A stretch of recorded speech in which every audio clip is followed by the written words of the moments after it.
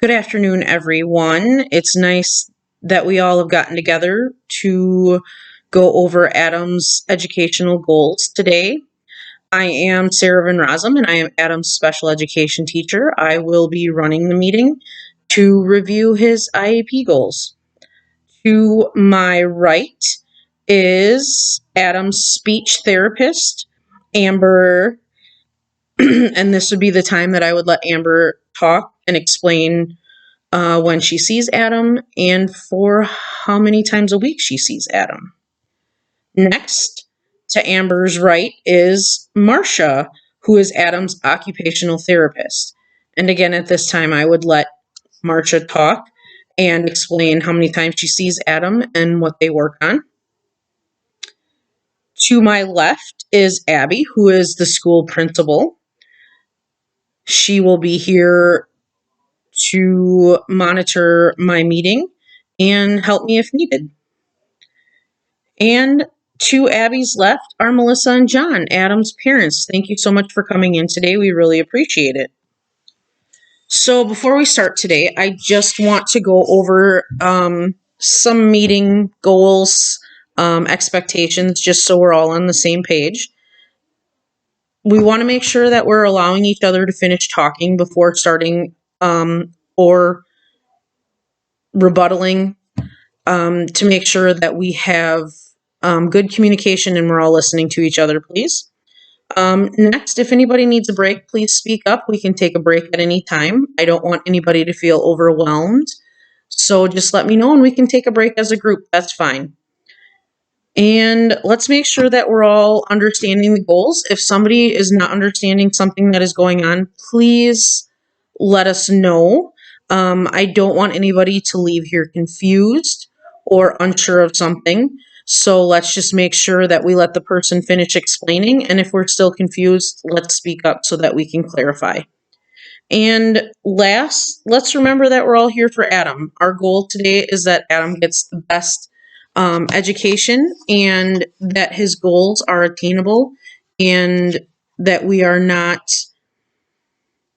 stressing Adam out in any way, but we are making sure that he is reaching his best. So let's review Adam's current progress and current situations in school. So let's start with his reading. Adam is demonstrating reading 2020 for sight words, and this is 100% of the time. Adam knows his sight words and is very fluent. His reading level is at a B, and it is an independent level. So 5 out of 5 trial, he is reading at a B. He identifies lower and uppercase letters 100% of the time and is now working on his letter sounds to identify the sounds of the letters. He definitely appears to identify the letter sounds accurately, but his speech does get in the way. So we are also working on speech, which we'll talk about a little bit later. In math, he counts to 50 correctly. He may miss up to 5 words, but sometimes it's if we're understanding his speech correctly, maybe not an identifying issue. He uses one-to-one correspondence 100% of the time, which is amazing. He identifies his numbers 1 to 30 100% of the time. He is writing his numbers correctly, but is using visuals if he does get stuck. He's working on addition with the assistance of visuals to aid in the completion of the problems. He is working on sums up to 20 100% of the time. We started also working on coins and money, and he is identifying a penny and a dollar bill 100% of the time. Others, it's a 3 to 4, 2 to 4 ratio depending on the coin. Adam can also tell time by the hour 100% accurate. Half an hour we're 3 to 4 times, 3 out of 4 times, so pretty close to being 100%. And he hasn't learned digital clocks yet. We're not getting to that. We're just working on the analog. Any questions? Okay, good. So next we're going to talk about his writing and his fine motor skills. Adam does need assistance with writing. He does have tools that he does use. He will use either a pencil grip or the handy writer pencil grip to help with his writing. He also uses a slant board to assist in his writing. He is able to write his uppercase and lowercase letters. Um, his writing is a little messy, but most of the time for his uppercase, he's getting 25 out of 26. Lowercase is 23 out of 26 majority of the time. We are using some special writing paper also to help him with forming his letters and making it a little easier for him to write them. We have started working on printing his address and phone number. He is about 50% with that. He does need visuals and is struggling a little bit, but that's fine. We'll keep working on that. Any questions on any of the academics? Okay, good, good. So now let's start talking about his functional skills, his communication, and his behavioral skills. So right now he is completely potty trained, which is great, and we have a classroom schedule for toileting.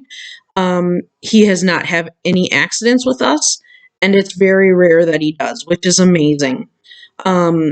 He shows behaviors when he is having issues. He will do things like sitting, hiding his face in his hands, or refusing to move.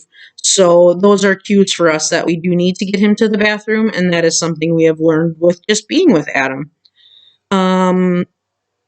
He does show increased sensitivity to loud noises, which is why we have the noise canceling headphones, which we are going to continue using unless someone disagrees, and we can talk about that when we come to that later in the evaluation. And we're still working on him being able to tie his own shoes and zip his jacket. These are things that may cause him frustration, but we're working through it, and he's doing great. He's still trying, which is amazing. Communication is a difficult situation. He communicates to the best of his ability, and that's all we can ask. We are trying to work on getting some longer sentences from him, but we don't want to push it to where it's stressing him out. We have been using words like practice, which seems to work with him. He will try things for us when we say that it's just a practice.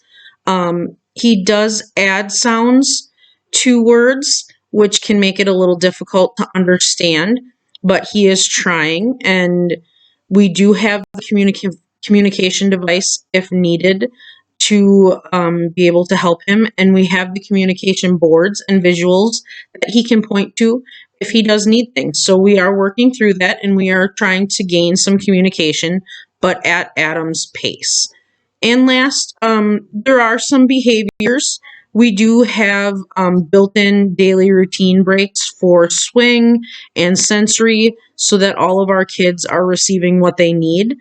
There are times when we are asking Adam to do things that he does not prefer, that he may shut down, but we are also working through those feelings and teaching Adam how to express those feelings so that we can work through it together and finish those tasks and then get something that he would like. And we're using those incentives like the swing, which he likes, or candy, or a preferred other task that maybe he likes for that day, to get the task done and then to reward him for doing the task.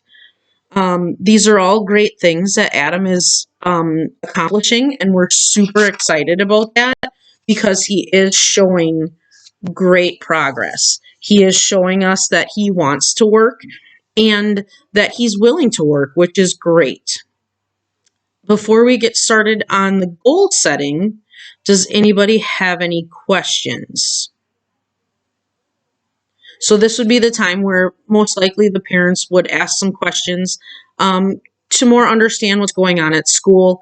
And that's great. We want parents to feel comfortable, and we want to, as educators, show the compassion for their student and for them to be able to help them with whatever they need, and to try to make that connection that we have the same home and school life going on, that consistency, which is super helpful for a lot of kids with disabilities.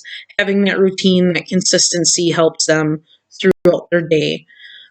The school that I am at does not do regular testing. So all of the information that we are getting on Adam is through observation, work samples, and tasks that we have him try.